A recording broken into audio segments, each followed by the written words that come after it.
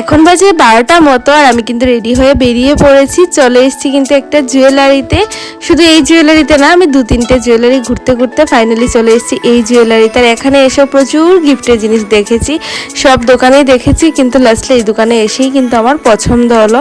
সত্যি বলতে জুবির বিয়ে ঠিক হয়েছে অনেক দিন আগে, তার মধ্যে কিন্তু সোনার দাম অনেকটা কমে গেছিলো, আবার এখন অনেকটা বেড়েছেও, কিন্তু গিফট কিনবো করে কিন্তু আর কিনা হয়ে ওঠেনি। আজ হচ্ছে ওর বাসি বিয়ে আর আজকে তো কিনতেই হবে, তাই সময় বার করে কিন্তু চলে আসলাম জুয়েলারিতে। আর এসে কিন্তু আমার পছন্দের গিফটটা আমি নিয়ে নিয়েছি।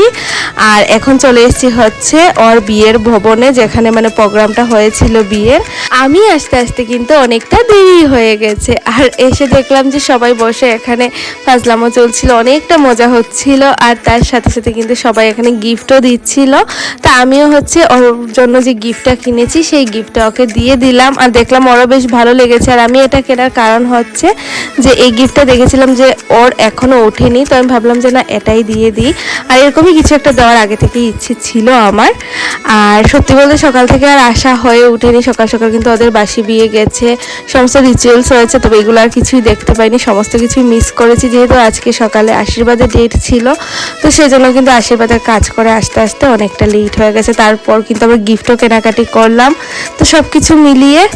আর এই তো এখন খেতে বসে গেছি সবাই একসাথে, আর ওটা খিদেও পেয়ে গেছিলো, কারণ সকাল থেকে তেমন একটা ভালো করে কিছুই খাওয়া হয়ে উঠেনি। আর এখানে সবাই মিলে বসে কিন্তু এখন খাওয়া দাওয়াটা কমপ্লিট করে নিলাম। আর এইদিকে দেখো অভিজিৎ কি ঘুমটা দিয়েছে।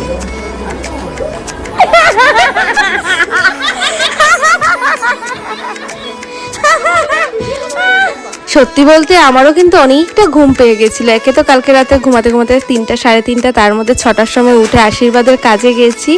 এসে কিন্তু রেডি হয়ে আবারও বেরিয়ে পড়েছি, গিফট কেনাকাটি করলাম, তারপর হচ্ছে আবার এখানে চলে আসলাম। তো আমিও কিন্তু এখানে এসে একটু ঘুমিয়ে গেছিলাম।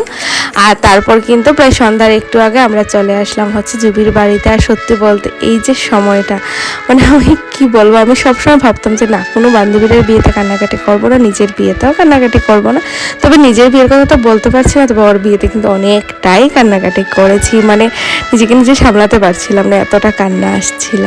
যাই হোক, এখন বাজে হচ্ছে রাত প্রায় 8টা মতো, আমরা চলে এসেছি জুবি শ্বশুর বাড়িতে। এসে ওর সাথে কিন্তু একটু দেখা করে নিলাম, মিষ্টি টিষ্টি খেয়ে নিলাম, আর তারপর কিন্তু রাত 10টার দিকে ওকে টাটা বলে বাড়িতে চলে এসেছি।